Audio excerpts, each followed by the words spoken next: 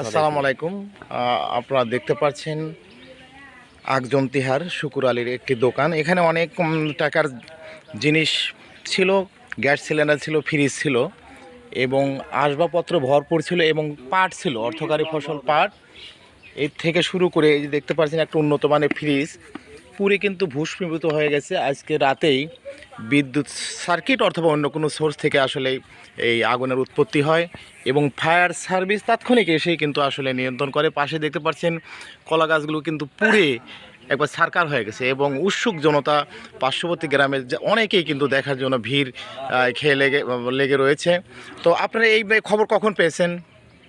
আমরা খবর পাইছি 12টার দিকে।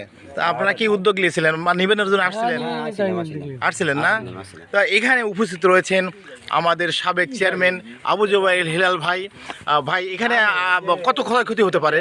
তা তো কয়েক লক্ষ টাকার ক্ষতি হয়েছে। কয়েক লাখ টাকার ক্ষতি হয়েছে না? আসলে এই দোকানে তো সবকিছুই পুড়ে গেছে, জি, কিছুই বের করতে পারে না। হ্যাঁ, তো আসলেই একটা মাত্র সম্পদ তার ছিল, আয়ের উৎস ছিল এই দোকানটি। এখানে চা বেচতো, পান বেচতো এবং সিগারেট ছিল প্রায় সিগারেটই মুদির বড় দোকান। আসলে এখানে যে টাকার সিগারেট ছিল আসলে 1 লক্ষ টাকার সিগারেটই ছিল।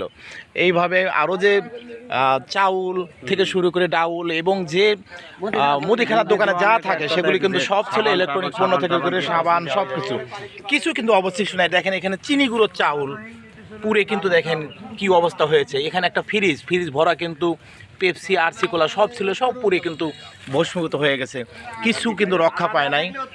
বা এখানে পার্শ্ববর্তী গ্রাম রয়েছে তারপরে কিন্তু রক্ষা করা যায় নাই। কি জন্য? এখানে গ্যাস সিলিন্ডার ছিল এবং ফ্রিজের যে গ্যাস ছিল এগুলো কিন্তু ইনফ্লুয়েন্স করে কিন্তু আসলে বিদ্যুৎকে আসলে আরও বেশি সাহায্য করেছে। আপনি কি মনে করছেন এই আগুন কিভাবে লেগেছে? আগুন কিভাবে লাগছে এখনো কেউ মন্তব্য করতে পারেন নাই। উৎসুক জনতা কিন্তু সেখানে ভিড় লেগে আছে, যার একটা মাত্রই উৎস ছিল। আপনি কোন গ্রাম থেকে দেখার জন্য আসছেন? পরিন্দপুর থেকে। এখানে আরেকজন বিশেষজ্ঞ জাহাঙ্গীরকে দেখতে পাচ্ছেন, কিভাবে আগুনটা লাগতে পারে আপনার ধারণা? আগুনটা হইতেছিল ওই কয়েলের ইয়াতে, আর নাহলে শর্ট সার্কিট। আসলে মন্তব্য ঠিক আছে, শর্ট সার্কিটই হতে পারে। আপনার মন্তব্য কি? আমার মন্তব্য কি কয়েলের আগুন না শর্ট সার্কিট। এটি হচ্ছে আগজনতিহার ফরিদপুর থানা, বেলবাড়ি ইউনিয়ন, ফরিদপুর, পাবনা। আসলে সবাই সতর্ক থাকবেন। এইভাবে আসলে কিন্তু মানুষের অন্যায় হয়ে যায়। লাখ লাখ টাকার একটা সম্পদ হারিয়ে সে কিন্তু অনেকটাই পাগল প্রায়। আপনারা তার জন্য দোয়া করবেন, তার পরিবারের জন্য দোয়া করবেন। আল্লাহ তাআলা যেন তাহাকে এই বিপদ থেকে উদ্ধার হওয়ার তৌফিক দান করেন। তো আরেকজন হাজী সাহেব জন্তিহার গ্রামের উপস্থিত হয়েছেন, হাজী সাহেব আসলে কেমন ক্ষয়ক্ষতি হয়েছে? বহুত ক্ষতি হয়েছে। গরিব মানুষ হিসেবে কিন্তু আসলে অনেক ক্ষতি। তার সম্পত্তি এইটা 10-12 জন বাচ্চা কাচ্চা নিয়ে কিন্তু এইটা নিয়ে চলে। তো আপনার দৃষ্টিতে কেমন ক্ষয়ক্ষতি হয়েছে আর কিভাবে আগুন লাগছে? আপনারা রাতে দেখছিলেন? আপনার বাড়িতে বেশি আইছিলেন? কিন্তু উদ্ধার করা যায়নি। আমার গরু বসে আচ্ছা, আমার এই তার ডলে এইটা আর এইটা আর আমার বাড়ি করে। ও, আপনাকে ওখান থেকে আইছিল? আমার ঘরে আপনাকে আগুন লাগে নাই তো? এই তার এই ঘরে তারে চালাই। ধন্যবাদ আপনাকে। আসলে অর্থকারী এলাকা,